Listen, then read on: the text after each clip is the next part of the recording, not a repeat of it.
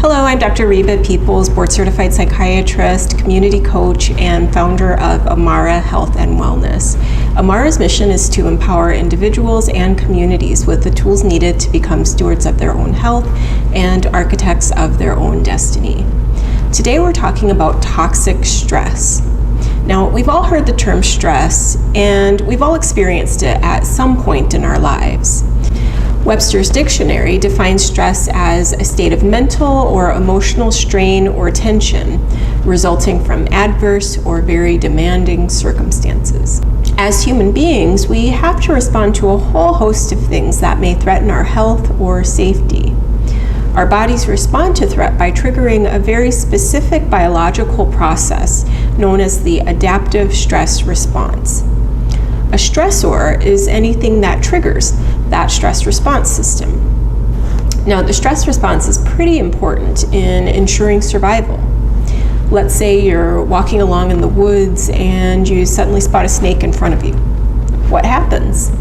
Well, internally, your adrenal glands kick into high gear and pump out stress hormones like epinephrine and norepinephrine, which increase your heart rate, dilate certain blood vessels so you get a more efficient flow of oxygen, and you shunt that oxygenated blood into your large muscles. Your liver goes into high gear and cranks glucose out into your bloodstream, which your muscles can use as fuel as you prepare to either fight or run away from the threat that's directly in front of you. Once the danger has passed, the stress hormones dissipate and you're able to go on about your day. The stress response system evolved to deal with threats that are relatively short-lived and fairly sporadic. So ancient man didn't have to outrun saber-toothed tigers or fight off marauding bands of neighbors on a daily basis. Our modern lives, however, are filled with multiple stressors. From a physiological perspective, our bodies can't tell the difference between a saber-toothed tiger and an angry boss, or being cut off in traffic, or having a dangerously low bank account. The stress hormones that get released are the same, regardless of the stressor. The danger in frequently activating the stress response system without allowing adequate time for the initial stress response to fully resolve is that stress hormones are actually toxic to our bodies when we're chronically exposed to them. And that can spell bad news for our overall health. Toxic stress can lead to problems with learning and memory.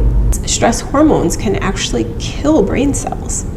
The brain cells in the areas that are responsible for learning and memory are especially vulnerable. We can also see a higher likelihood of turning to addictive behavior as a way to numb emotional pain. There's also a greater vulnerability to physical and emotional illness, since cortisol can cause the immune system to shut down and work less efficiently. We need our immune system functioning properly to defend our bodies against foreign invaders like viruses and bacteria.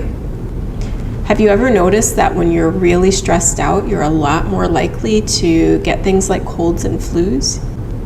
Toxic stress can even alter our genes.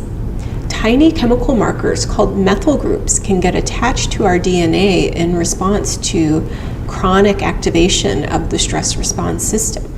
Those changes can actually be passed down from generation to generation. Luckily, there are a few things that we can do to protect ourselves from the impact of toxic stress. A few smart self-care behaviors can help downregulate stress hormones and help us buffer some of the effects of toxic stress. We'll talk a bit more about those in future videos, but in a nutshell, we want to make sure to get sleep, move our bodies, develop an awareness practice, recognize our value, and tailor the inputs into our bodies, paying particular attention to eating nutrient-dense whole foods. Of course, the wellness of the individual is tied to the wellness of society as a whole. We ultimately want to do the work of altering the structures that contribute to the development of toxic stress in the first place.